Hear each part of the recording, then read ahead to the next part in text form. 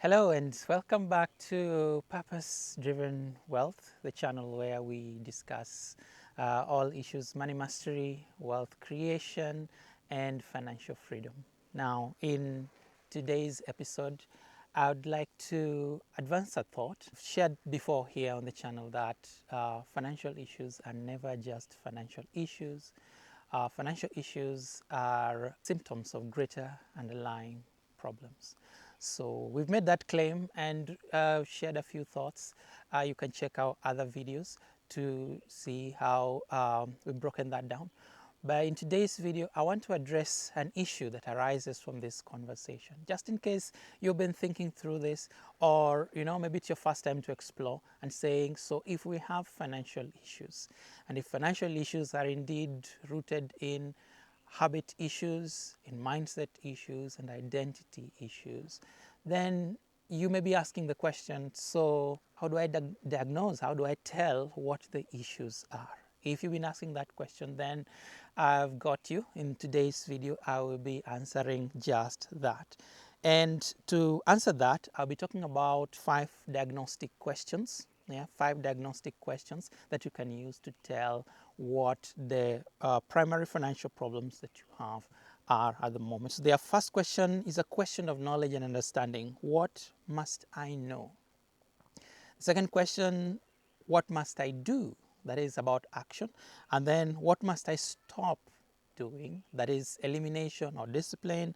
And then who must I connect with, which is an issue of network. I'll discuss that in a moment. And then who must I become, which we'll conclude with, which is the identity issue. So these 5 questions, I use them for financial diagnosis because they help to go deeper below the financial issues to identify what is the constraint. So we identify what is the primary constraint in one's financial situation and what is the secondary constraint in one financial situation. What is that one thing that when you deal with will make a remarkable change in your financial life?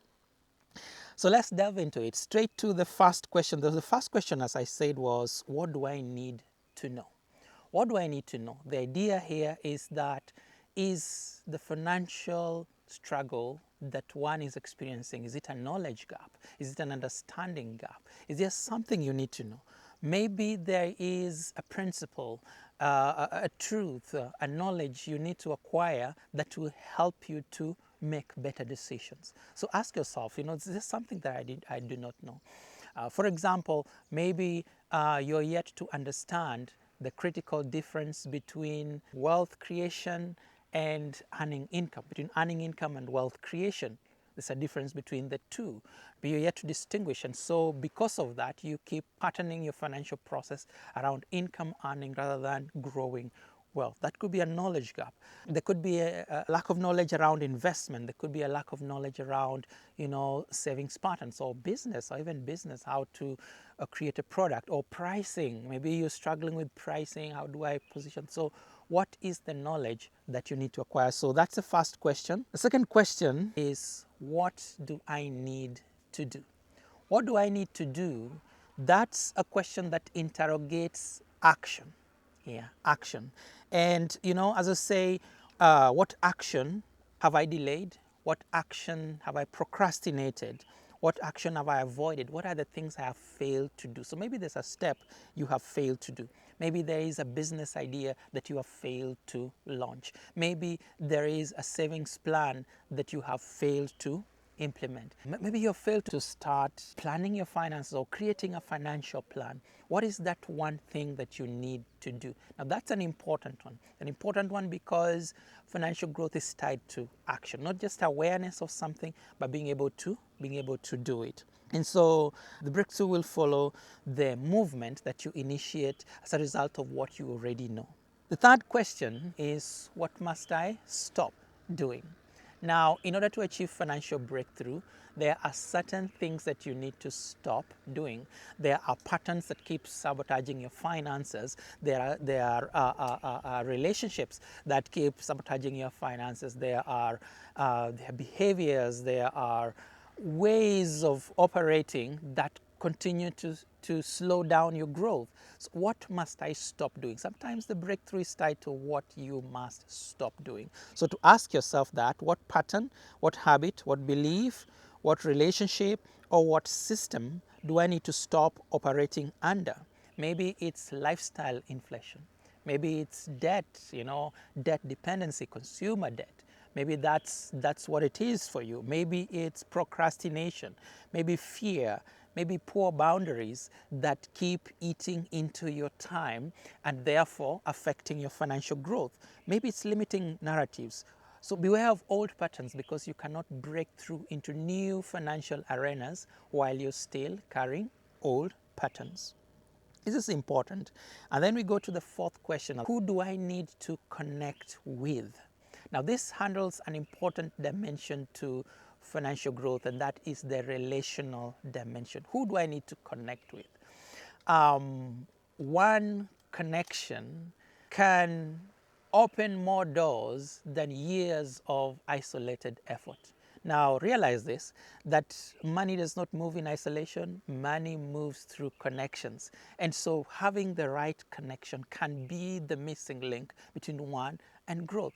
So these connections could not be an ad. I'm not saying, just connect to rich or important people. I'm saying being in an ecosystem that feeds into your financial growth rather than that sabotages. So what kind of an ecosystem is that? Who are the teachers? Who are the mentors that you need to connect with? Who are the partners? What are the partnerships you need to connect with? What are the relationships? What are the communities you need to? Because wealth building is not a lone ranger sport. It's not a lone ranger game. You have to connect in order to be able to achieve it. And I think this is a dimension of wealth creation that we don't mention enough. Now, on to the last of the diagnostic question: who do I need to become? Now, this is my all-time favorite. Who do I need to become? Because it interrogates an important consideration that we have been saying again and again on this channel about the relationship between identity and wealth creation, identity and financial freedom. So who do I need to become? So the question we're asking is, what version of you is a high income earner? What version of you is tied to your income growth? Who must you become in order to achieve the kind of financial breakthrough you need to achieve? So we're saying, what kind of person must I become to sustain the financial growth I desire? So maybe you need to become a person of greater discipline. Yeah, maybe that's it for you. Maybe you need to become better emotional regulation. You need to get a handle on your emotional patterns so that they don't sabotage your financial decision making. Maybe you need to build stronger character. You need to build stronger staying power. Who do you need to become? Maybe you need to improve your communication. Maybe you need to increase your levels of stewardship. Who do I need to become in order to achieve the kind of financial growth that I desire? Now, these are breakthrough questions, and when you ask yourself, you get to isolate what is the primary constraint to your financial growth. Now, I need to emphasize that again, because I am not saying that financial growth is one thing. And I'm not saying the constraint will be one thing, but I'm saying you can identify the primary constraint as well as the secondary constraint, which is the key gap for you. And by asking yourself these questions, you're able to isolate which one is the biggest gap in your wealth creation process. Maybe it's something you need to know, or something you need to do, or maybe it's something you need to stop doing, or maybe it is someone you need to connect with, or it's internal, it's a character you need to achieve. So based on these questions, then you can then begin to establish a pattern towards financial recovery and financial growth. So thank you so much for tuning into this video. Thank you for watching this video.